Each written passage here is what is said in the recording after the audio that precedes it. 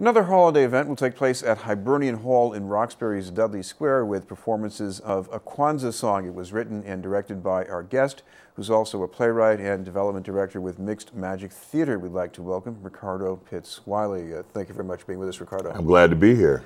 This is the first time for Roxbury, but you've been doing a Kwanzaa song for 14 years. So take us back 14 years ago. What got this started? 14 years ago, I wanted to write a play about Kwanzaa.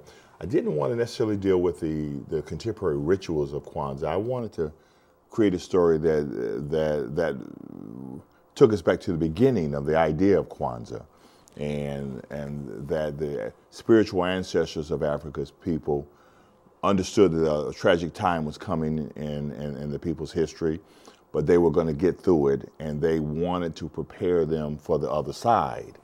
And so Kwanzaa, in a sense, for me, was a result of those ancestors' ideas and energy coming to fruition by saying, here's a reason now you're free, you've survived slavery, now you need to reunite with your family and your friends and your community, and you need to reunite with your heritage and ancestry on the African continent. And I guess the thread that keeps us all together, this is also a journey.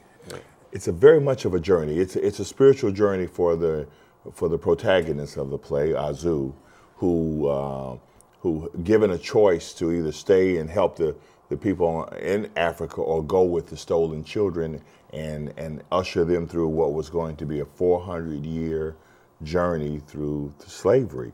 And he carries with him the principles of Kwanzaa, and he's charged with holding on to those principles and protecting them until the children are ready to accept them. The way you tell the story, there's a lot of music here. And tell me about the kind of music this is. Well, I like to think of it as Afrocentric in the sense that I wrote the music, but I wrote it to honor the African tradition of music and drums and voices. But I also wanted to honor the African American tradition of music and voices and rhythm. So the African music is really influenced by the sounds and energy of Africa, whereas the music in the New World in America is influenced by the gospel and the spirituals and the blues of the world that the children of Africa were going to ultimately shape.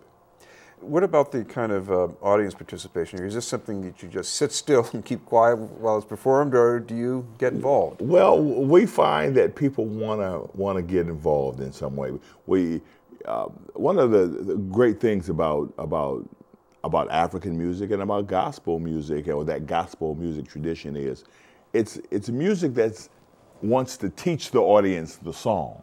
It wants to say, after the first verse, you'll kind of understand how this goes, and you can clap your hands, you can pat your feet, you may even find that you understand the lyric and things like that. And we encourage that kind of participation, very much so.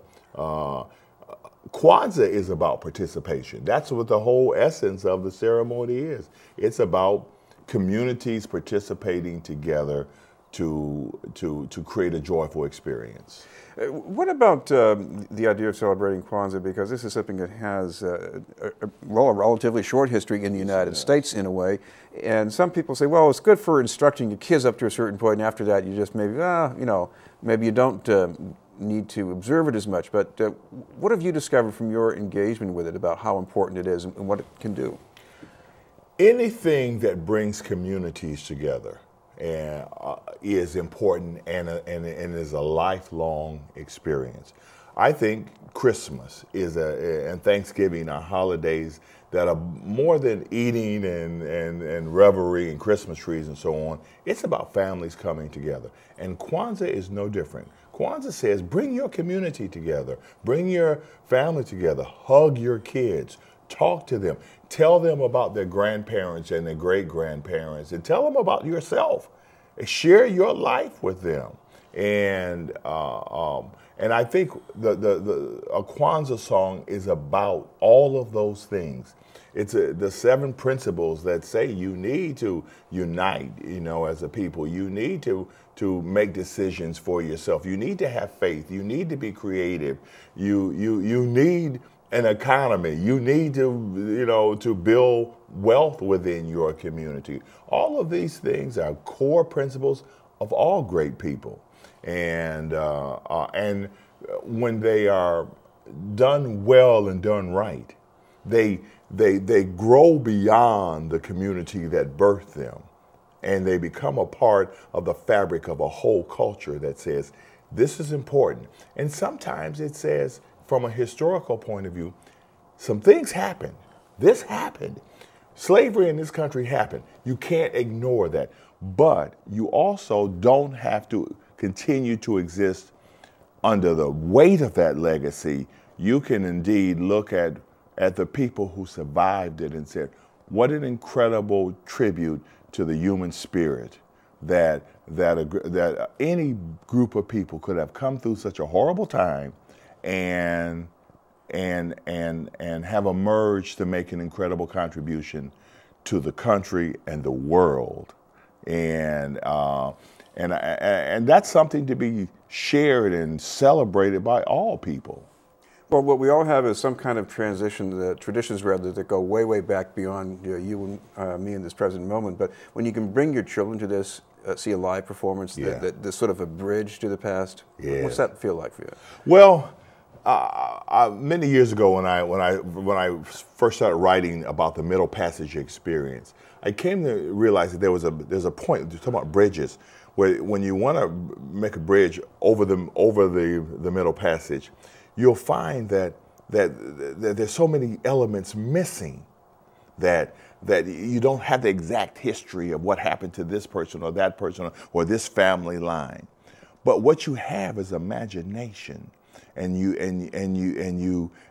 build the rungs of that bridge with imagination and whatever information you have and creative energy, and you can build a bridge. You can rebuild a bridge, not made out of steel, but made out of the fabric of a person's personal human history, their imagination, their creativity, and most important of all, their desire to build a bridge.